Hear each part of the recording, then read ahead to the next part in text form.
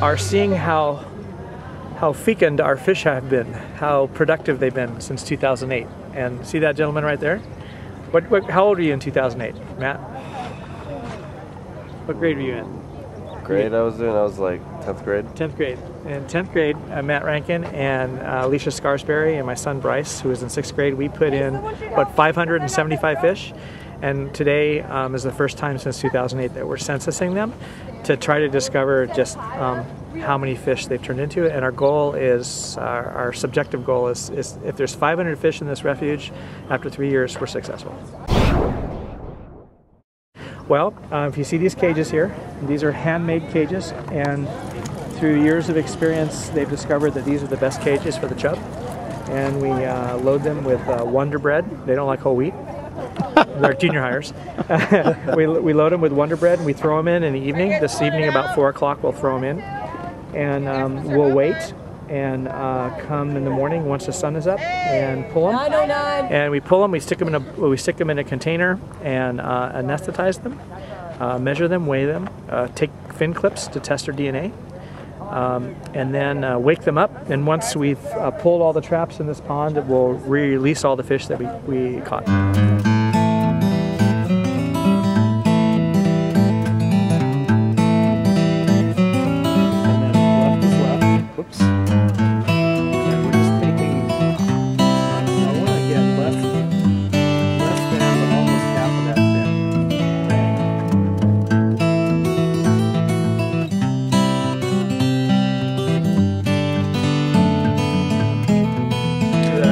Yes. 14.2.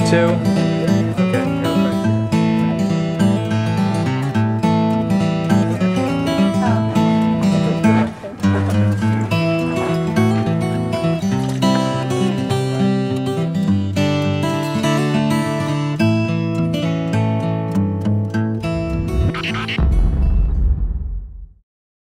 Well, that's the interesting thing is we the only way you can age a chub is by killing it now. And what you have to do is you actually have to dig into the ears and you check the size of the crystals in the ears. Every year the crystal adds a layer like a ring on a tree.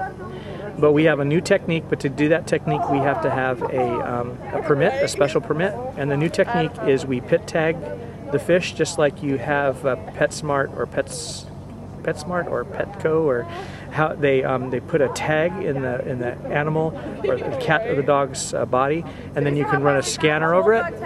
You can run a scanner over it, and that scanner will come back with a like a license plate. And if you tag them after if you tag them when they're about a year old, then each year you catch them, you can scan them and see how much they've grown each year.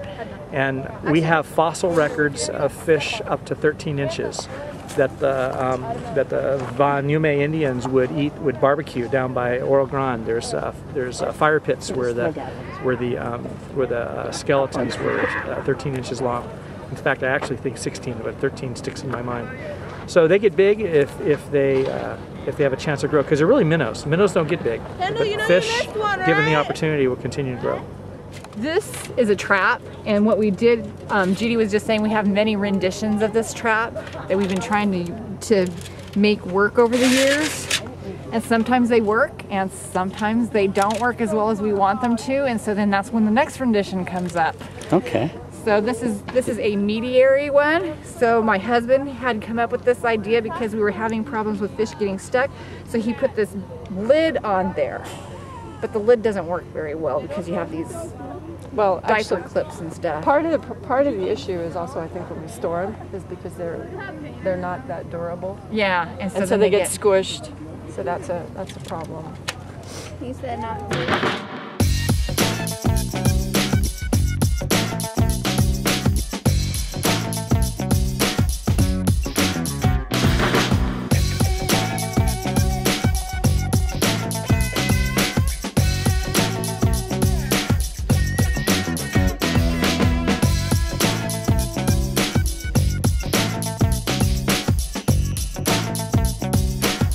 Today we're checking on the Mojave Mohave tui chub.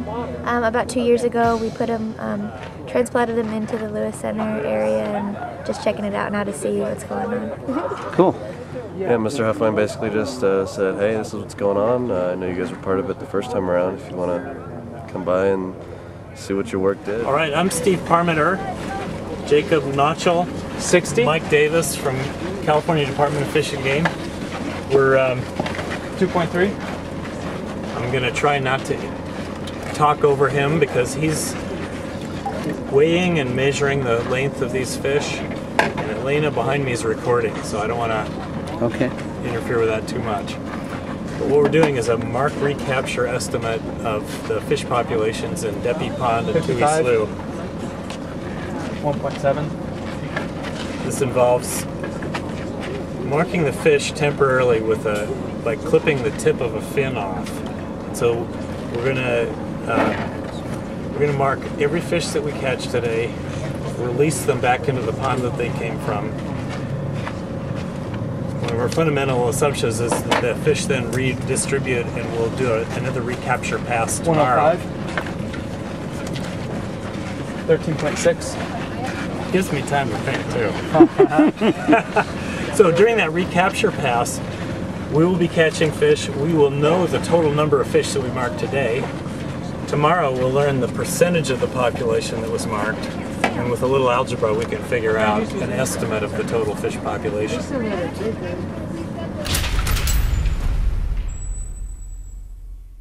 Ultimately, there's sort of a two-stage recovery goal. The first one is to establish 6 self-sustaining populations of tui chub in and around their natural range. Each of those populations need to exceed 500 adults, and they need to reproduce and maintain themselves for 5 years. At that time, the fish can be considered for downlisting from threatened to a lesser status. 113. From endangered 15.5 to the lesser status of threatened. And it will show a real strong benchmark towards recovery. Ultimately, the goal is to reintroduce them to a large part of the natural habitat in the Mojave River. That may be complicated by the same factors that drove them out of the Mojave in the original case. 60. The introduction of non-native fishes, primarily arroyo chub. Despite the name and the physical similarities in appearance, they're actually not that closely related.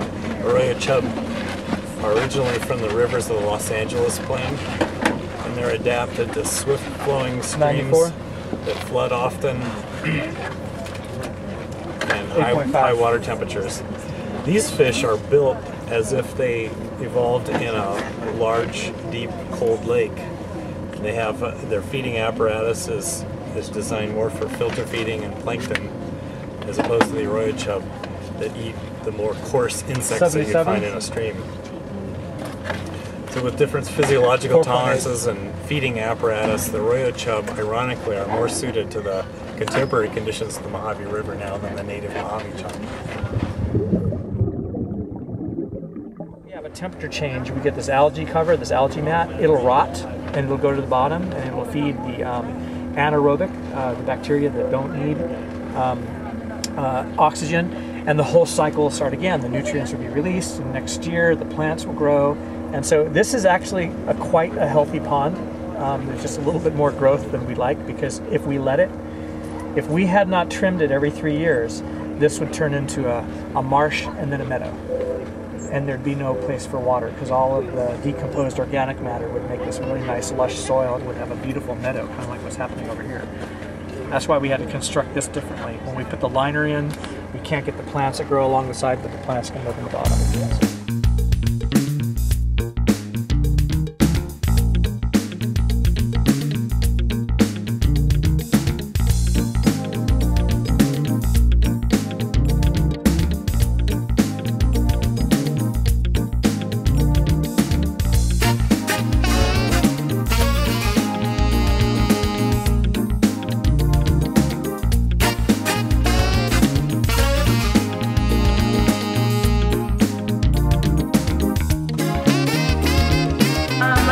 enjoyed the day because we got to learn hands-on skills that we can use and apply other places in our lives.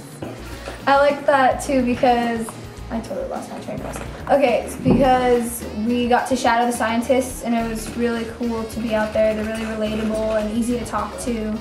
And I felt like I learned a lot, and they had different classes. I know my biology class came out, a bunch of little kids came out, and it was just cool to explain to them what was going on. I enjoyed the day of just recapturing and censusing the Tui chub fish because one, what both of them said, two, we got to see the original group, which involved a bunch of seniors that have graduated in the past couple of years. And three, I almost watched from the phone.